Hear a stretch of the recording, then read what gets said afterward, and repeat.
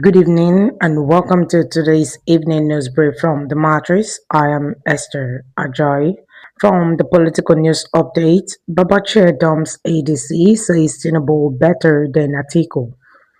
Former SGF Babachir Lawal has stepped down from the ADC, claiming that the party's presidential primary was rigged to favor Atiku Abubakar. He indicated that he could not stay in a party where the democratic process had been abused. Lawal also raised doubts on Atiku's suitability for the presidency, asserting that President Bola Tinubu is the better man to lead the nation in the future. His departure is likely to further fracture the opposition ahead of the 2027 election. Federal Capital Territory Minister Nyesom Wike has refuted allegations by activist Omoyele Sowore that he owns properties in the United States, challenging him to present evidence, especially the claims of houses in Florida. Wike said he does not own a home in the United States, but there is nothing wrong with owning property outside the United States. On Monday, a false report of banditry attack in Lagos communities of Eleko and Imota led to panic and withdrawal of school children by many parents. The claim was later refuted by authorities and police as there had been no attack. The radio station which played the report apologized and residents were advised to trust the real story.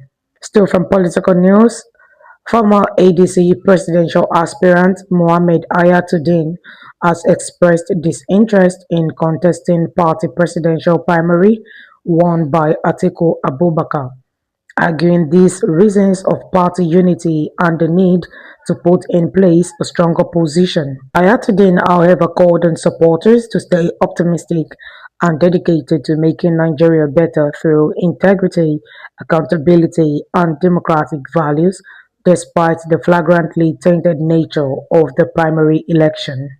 Former Kano State Governor and NNPP leader Rabiu Kwakwanso has denied reports linking him to any planned protest over insecurity in Nigeria. Kwakwanso clarified that he is not organizing or sponsoring any demonstration but supports peaceful and lawful efforts aimed at drawing attention to the country's security challenges. For medical update, Ebola preparedness facilities at Murtala Mohammed International Airport have been inspected by the FAA, Lagos State health officials, and Port Health Services, as they have beefed up preventive measures for the virus with the spread of the Ebola outbreak in the DRC. Screening, surveillance, and emergency response plans have been strengthened, and airport staff and stakeholders are on high alert to stop any potential importation of the disease, the officials said.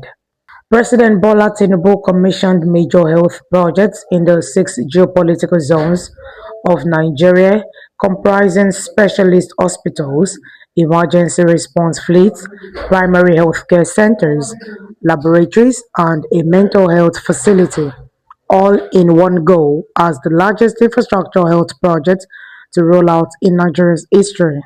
Two governorship aspirants emerge in Akwa Ibom Labour Party.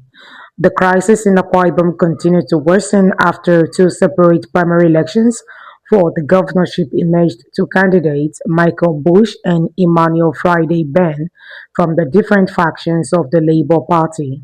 While the Lincoln Charles-led faction said that Ben had been the actual candidate recognized by INEC, Ben promised to do inclusive governance and better deliver the dividends of democracy to the residents. From Crime Update, two officers shot dead as gunmen strike in Anambra. Suspected gunmen reportedly killed at least two police officers who were patrolling a road in Anambra State on Sunday night in the Awa Ondukweno Ufuma Road. The attackers opened fire on the patrol team, prompting residents to flee, one of the witnesses said. At the time of reporting, there was no official statement from the Anambra Police Command regarding the incident. Mapoli expels 365 HND students over fake ND results and forged transcripts. The Moshood Abiola Polytechnic, Abeokuta, has dismissed 365 students of the Higher National Diploma (HND) programs whose admission credentials were obtained through fake national diploma results and fake academic transcripts. The results of a comprehensive verification process were taken into consideration, and the institution reiterated its stance on academic integrity and stated that it does not accept falsified credentials, the institution said in its statement. And that will be all for now. You can read up the rest of the news from the Matrix newspapers and stay with us as we bring you more interesting updates from the Matrix news. I am Esther Ajayi. Do have a great evening.